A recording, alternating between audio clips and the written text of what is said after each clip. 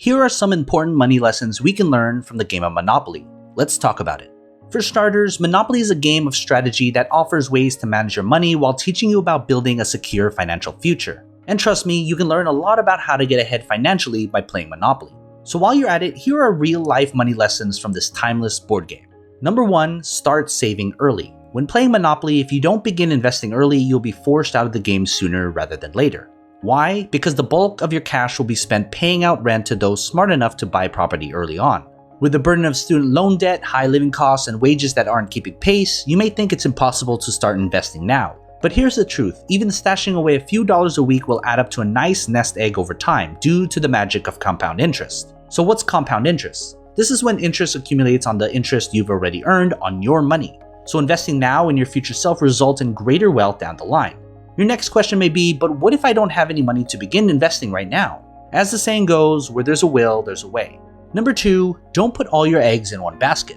You won't win a game of Monopoly if you only invest in a single property, even if you load it up with all the cute little greenhouses that fake money can buy. The best game players purchase multiple properties, preferably at least one from each color group. This increases the chance of collecting rent across the board.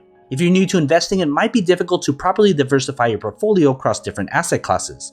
However, there are ways to get started. For example, perhaps you can consider investing in mutual funds which offer diversification benefits because they hold a dozen or even hundreds of investments. Overall, when it comes to investing, it's important to do your own research. Number 3, plan for the unexpected.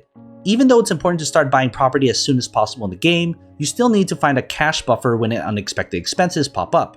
As soon as I get money from the banker at the beginning of the game, I stash $300 under my side of the board. This comes in handy whenever I have to pay taxes or rent to another player later on.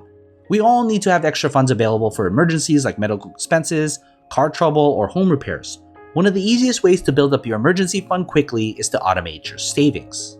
Number 4, generate passive income.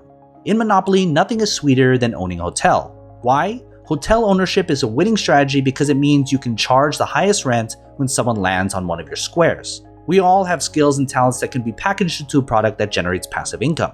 For example, perhaps you can create an online course and sell it, or start a YouTube channel like me chronicling your personal finance. Maybe you can even rent out a room in your apartment or house. Number 5, practice discipline. Although we discussed the importance of buying properties, this doesn't mean you should purchase every single property you land on. Being thoughtful and strategic with your hard-earned Monopoly money will go a long way if you want to be the last player standing. If you've been overspending lately, then it might be time for a fiscal fast. This is like going on a diet, but for your finances. The idea of a fiscal fast is to completely eliminate all non-essential spending, like coffee runs, for a specific period of time, such as 7 days. The key to success is to transfer all the money you would have spent during the weekend or month into a savings account. And number 6, negotiate like a pro. If you love playing Monopoly, you know that sometimes you have to trade property just to stay in the game.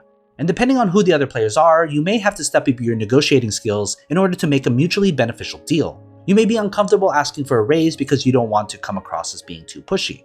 Or perhaps you don't want to face being turned down. In fact, only 37% of millennials have ever asked for a raise. But did you know that the odds of receiving a pay upgrade are actually in your favor? 44% of people who asked for a raise got the amount they wanted, while 31% got less than what they asked for. That means that 3 out of 4 people who asked for a raise actually got it. So although you never actually know what chance card life may deal you, it's important to face your money obstacles head on. And armed with these money lessons from Monopoly, you'll learn some key tools of effectively handling your finances, navigating money challenges, and hopefully come out a winner. So what are your thoughts? Do you play Monopoly a lot? If you like this video, hit that like button, consider subscribing. I talk about money and everything related to it, so don't miss out. And as always, take care of your money.